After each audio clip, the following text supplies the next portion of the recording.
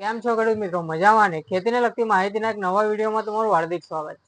ખેડૂત મિત્રો, આજના વિડીયોમાં આપણે ચર્ચા કરીશું ડીએપી અને એનપીકે ના તફાવત વિશે, કે કયા ટાઈમે ડીએપી વાપરવું અને કયા ટાઈમે એનપીકે તમારા પાકની અંદર વાપરવું, જેથી કરીને તમને સારો એવો ફાયદો. તો ખેડૂત મિત્રો, આ વિડીયો પૂરેપૂરો જોજો, જેથી કરીને તમારે જે ટાઈમે જે ખાતરની જરૂર હોય એ પ્રમાણે તમારે એનો ઉપયોગ થાય. તો ખેડૂત મિત્રો, આજના વિડીયોમાં આપણે એના વિશે ચર્ચા કરીએ.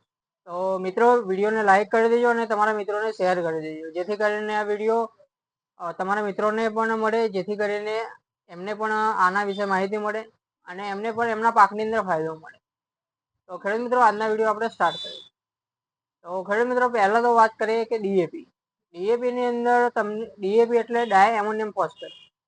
ડીએપી ની અંદર 46% ફોસ્ફરસ અને 18% નાઇટ્રોજન રહેલું છે. જે તમારા પાકની અંદર જે પ્રારંભિક અવસ્થાની અંદર તમે ડીએપી નો ઉપયોગ કરી શકો છો. એટલે કે ડીએપી નો ઉપયોગ કરવાથી જે પ્રારંભિક તમારા પાકની વૃદ્ધિ છે એમાં સારો એવો ફાયદો મળશે. તમારા જે પ્રારંભિક છોડના જે મૂળ છે એ મજબૂત બનશે અને જે પ્રકાશ સંશ્લેષણની ક્રિયા છે એ તમારા છોડને સારી રીતે મળશે, જેથી કરીને સારો એવો ફાયદો તમારા પાકની અંદર, તમારા પ્રારંભિક અવસ્થાની અંદર તમારા પાકની અંદર થશે.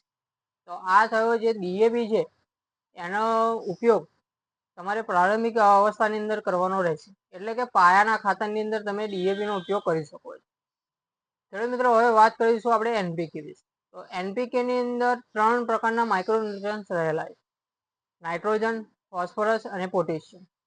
આ 3 પ્રકારના માઇક્રોન્યુટ્રન્સ તમારા એનપીકેમાં આવે છે અને એના જુદા જુદા ગ્રેડ તમને બજારની અંદર જોવા મળતા હોય, જેમ કે એનપીકે 19-19-19, એનપીકે 12-32-16, એનપીકે 20-10-10, એનપીકે 12-32-6. આવા પ્રકારે તમને એનપીકેમાં ગ્રેડ મળતા હોય છે.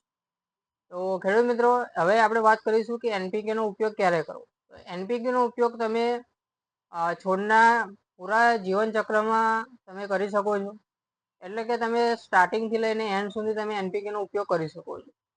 કારણ કે એનપીકે નો ઉપયોગ કરવાથી તમારા પાકની અંદર જે પ્રમાણે પોષક તત્વની કમી છે એ દૂર થશે. કારણ કે આની અંદર નાઇટ્રોજન, ફોસ્ફરસ અને પોટેશિયમ આ 3 પ્રકારના તત્વો હાજર છે, જેથી કરીને તમારા પાકની અંદર જે પણ પ્રકારના આ 3 માંથી જે પણ તત્વોની ઉણપ હશે એ દૂર થશે. એનપીકે નો ઉપયોગ તમારા જે પાક છે એની અંદર જે મૂળથી લઈને એની ડાળીઓ, પાન એ બધાના વિકાસ માટે જરૂરી છે. તો ખેડૂત મિત્રો, અને એનપીકે નો ઉપયોગ કરવાથી તમારા જે ફ્લાવરિંગ અને ફ્રૂટ સ્ટેજ આવે છે એની અંદર પણ ઘણો બધો ફાયદો તમને જોવા મળે છે. તો એનપીકે નો ઉપયોગ તમે છોડના જે પૂરો જીવન ચક્ર છે એની અંદર ઉપયોગમાં લેવામાં આવે છે. તો ખેડૂત મિત્રો, જ્યારે પણ તમે એનપીકે નો ઉપયોગ કરો એટલે એનો ફ્લાવરિંગ સ્ટેજ અથવા તો ફ્રૂટ સ્ટેજ અથવા તો જ્યારે તમારા છોડની અંદર આ 3 પોષક તત્વોની ઉણપ દેખાતી હોય ત્યારે તમે કરતા હો તો તમને સારું એવું રિઝલ્ટ અને સારો એવો ફાયદો તમને એનપીકે દ્વારા મળી શકે. તો ખેડૂત મિત્રો, આ થયો એનપીકે અને ડીએપી વચ્ચે તફાવત. તો ખેડૂત મિત્રો, હવે ખબર પડી હશે કે ક્યારે ડીએપી વાપરવું ને ક્યારે એનપીકે વાપરવું.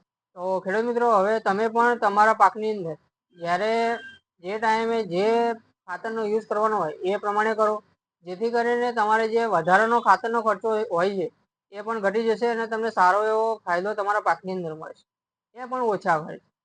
તો ખેડૂત મિત્રો, તમને જે માહિતી આપી છે એ પ્રમાણે તમે તમારા પાકની અંદર ખાતરનો ઉપયોગ કરો. તો ખેડૂત મિત્રો, તમારી ખેતી માટે તમારે ફૂગનાશક, જંતુનાશક, કોઈ પણ પાકના વિકાસ માટેની પેસ્ટિસાઇડની જરૂરિયાત હોય અને બિયારણ અથવા તો ખાતર એની જરૂરિયાત હોય અને એની ખરીદી કરવી હોય એ પણ બજાર કરતાં ઓછા ભાવે, તો એના માટે તમારે આવવાનું રહેશે હરિઓમ એગ્રો સેન્ટર માતરની. કારણ કે હરિઓમ એગ્રો સેન્ટર માતરમાં તમને બજાર કરતાં સારા ભાવે અને 100% ક્વોલિટીવાળી પ્રોડક્ટ મળી રહેશે, જેથી કરીને તમને ઓછા ખર્ચે તમારા પાકની અંદર સારું એવું રિઝલ્ટ મળે. તો ખેડૂત મિત્રો, હરિઓમ એગ્રો સેન્ટર માતરની મુલાકાત અવશ્ય લેજો, જે તમારા ફાયદા માટે છે. અને ખેડૂત મિત્રો, જો તમે અમારી ચેનલ પર નવા હો તો ચેનલને સબસ્ક્રાઈબ કરી દેજો, ફોલો કરી દેજો, જેથી કરીને આવા વિડીયો તમને મળતા રહે. અને આ વિડીયો જો તમને માહિતીપૂર્ણ લાગ્યો હોય તો વિડીયોને લાઈક કરી દેજો અને તમારા મિત્રોને શેર કરી દેજો, જેથી કરીને તમારા મિત્રોને પણ ફાયદો મળે. ધન્યવાદ.